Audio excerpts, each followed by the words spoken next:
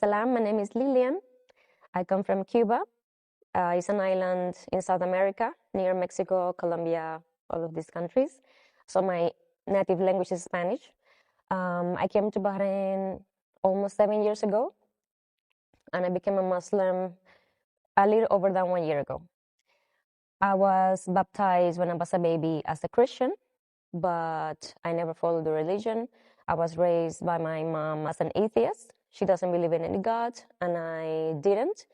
But I always felt there was someone or something there, even though I always believed there was something there. And even whenever I asked for something, I never mentioned any name. I said, God, whoever you are, please help me, please guide me to the right path. And then I came to Bahrain. As a musician, I was a pianist. And then one day I came to Al Fateh with my friends, and they gave us a tour.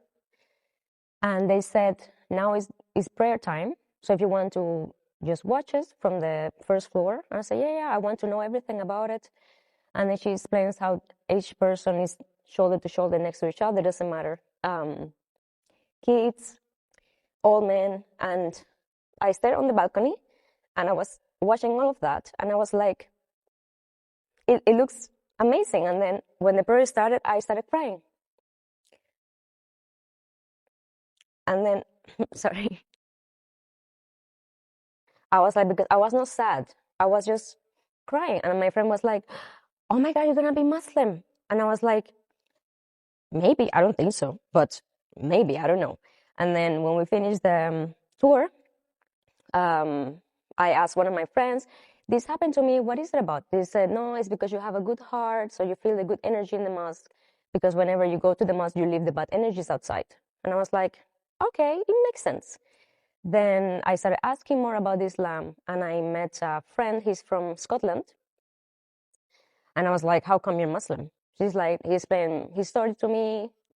He's been a lot of years Muslim. He was living in Saudi first, and then with him was the first person who actually explained to me more about the religion. Because I have a lot of misconceptions, obviously, because I've lived far away, and to make sense. Then one day I'm in city center, and I said, I want to go to the mosque with my current husband. We met through common friends, so I saw him there. It's like, can you take me to the mosque? I want to know how to pray. It's like, are you sure? Like, how come you're not Muslim? No, I just want to know more about it. I told the reception, I want to pray. She's like, are you Muslim? I said, no. Okay, then I will find you a tour guide because you cannot pray without being Muslim. So yeah, no problem. The person that came, it was the same person, the same sister that gave me the first tour when I cried. And I said, you are the same person. She's like, you came to my tour? Yeah, you were the first one who gave me a tour today. She's like, Subhanallah. And how do you feel about it? I was like, I cried. She's like, Subhanallah. I cannot believe. How come I only come on Saturdays? I was like, you only come on Saturdays? Yeah. I was like, I don't know. I just felt like coming to the mosque today. She's like, okay, come, I will give you the tour again. I prayed with her. She told me the steps. And then she's like, why don't you come for the Eid open house in Al Fateh? I said, okay, sure, I will come. Then I came, and the second day when I came, she told me, I see something different in you today. I don't know why. I said, I don't know. Then on that second day of Eid, I told her I want to be Muslim. I took my Shahada, and then they put me in contact with Cover Islam for my certificate. But yeah, alhamdulillah, I'm praying. I still pray with my papers because Arabic is very hard for me. But yeah, I try to do it every day. So I've been coming to the mosque. Now I'm starting, inshallah, to come more often because I was working. Now I'm staying at home. I've been doing Islam classes with a teacher. And then I'm going to start, inshallah, soon the Arabic classes. I just know a few words from him and from the community because Arabic is all around. It's been difficult, but it sounds beautiful. Like, I love Arabic. I just don't understand and don't speak. I just speak a few words. Alhamdulillah, mashallah, shway shway, miskin. But yeah, inshallah, I will learn fast. Then I only learn and listen to the Quran recitation for my prayers. And I try to find the translation, but yeah. All in all, I still don't know well Arabic, but that's my plan. She still doesn't know. She came in October for 1 week. We didn't see each other for like 6 years. Actually, since I came to Bahrain, I haven't seen her because the first time I went to Cuba, she moved to Spain. So we only speak through WhatsApp. And she is very, very strict. Every time I try to talk to her, look, I found this book, read it. No. So I was like, okay, she still needs time. But I knew when she come here and she actually experienced the culture and the religion, she will understand better. So when she came, I tried to bring her the first day, but we couldn't. So the only day we could bring her was right before her flight back to Spain. It was good. She was asked a lot of questions. I told her, ask everything you want. This is your moment, because at the end, I don't know much. So she did leave with a better understanding and a better idea of Islam. Still now, I still send her some books, and she's still reluctant. She's like, don't talk to me about it. Like, okay, now I understand it's better, but she's not ready. I took my decision to finally wear hijab full time. So I will have to tell her anyways. Every Ramadan, she understands, oh, it's for respect. And like, I'm trying fasting, but like, it's experience. And she's okay with it. But then now that I'm going full time, I will have to tell her. And at the end, if she's not okay with it, it's fine. Like, at the end, it's for Allah. I do pray for her and I do make dua. Like, please open her heart.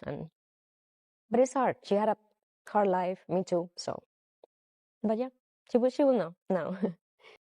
I was shocked because what you know from the Middle East when you live in South America is like, no, they're very judgmental and very strict. It's not like this. And then the people are very welcoming. And I came to realize that our culture are very similar. Latin country and Arabic countries are very similar. We're all family oriented. So it's like, we are similar. It's just that not knowing the ignorance of like knowing each other. And then I did have a interesting change because I did one Ramadan when I still was not Muslim, and I decided to wear hijab. I said, let me try. And it was totally different from before. So it felt like a protection. And it is a protection. When you look more into it, you're like, okay, this is why. It's like a physical protection, and they know that they need to respect you and like lower your gaze, and the treatment was very different. Even though before they were very respectful, with that was like the ultimate respect. And then it felt good. I was like, it feels good to wear hijab and more cover. So from that time, I didn't wear hijab, but I was always like with an abaya, and I love the abayas, how they look like. I love the culture. And they have taught me every time you meet someone, they always has something to say. They always like interesting about where you come from and how is your culture. And I found out that Spanish and Arabic have many similar words like pantalon, camisa, arroz, like rice. And it was like funny. And actually, my mom's name is Jamila. We didn't know it was Arabic. And then I was like, wow. And then Lilian is also Arabic. So it was like, it was meant to be. Subhanallah, right? So as I learned through this journey, we are all born Muslim. But once I became to understand it better, it's like, that's how you should live. If we were all understanding of the religion and how close it is like, that's the perfect world to live in. Respect, equality. So it's like, you are already Muslim, you just don't know about it. So why don't you just come to the mosque, ask about it, read, because I'm sure they will feel identified as much as I did. Because it's that you don't know it until you try to find more information about it. I think they're just scared. Just don't be scared. Ask around. You will find your path, and Allah will guide you. It's all about your intention. I see the world in a different way, because at the end, whatever is bad or wrong, it will have, you think that there is no justice, but at the end it will be. Maybe not in this life, maybe the afterlife, but it won't be just injustice. It will have a solution. And it's just a way of life. And my life, I've lost, not lost, but like I've had many friends before, and now I just have a few. And it's better this way, because at the end, those friends were not as good as I thought. So alhamdulillah, he removed him from my path. And since I took my shahada, I felt that he just, my path has been like straight. Like he removed all the bad.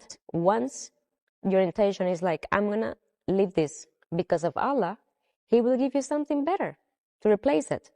And once I continue like going the straight path of Islam, I feel like a big weight has lifted from my shoulders. I just feel like it's just perfect.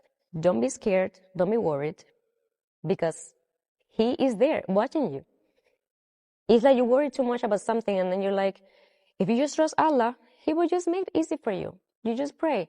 If it's good for me, make it be. If it's not, just remove it. And that also made me, because I'm an overthinker, I'm always thinking like, what is the, once I stopped and I said, okay, I leave everything in Allah's hand, it happens. Or it doesn't, and then you know why it didn't happen, because it was not good for you. So yeah, I'm happier, I'm in peace, which I never felt before. And just like all this noise in my head has been released. And I really hope that my mom will happen the same for her.